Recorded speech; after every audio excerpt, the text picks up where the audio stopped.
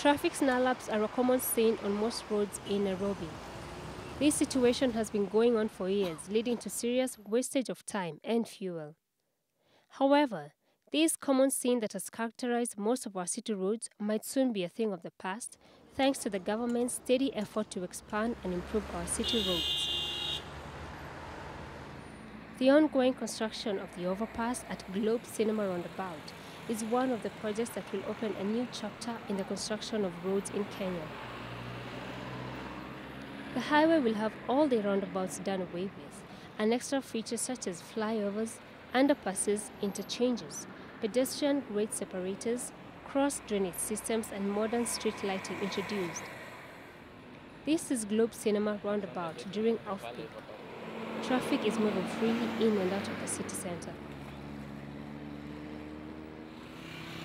Will such scenes of free, flowing traffic be the norm once the ongoing construction is completed? Only time will tell.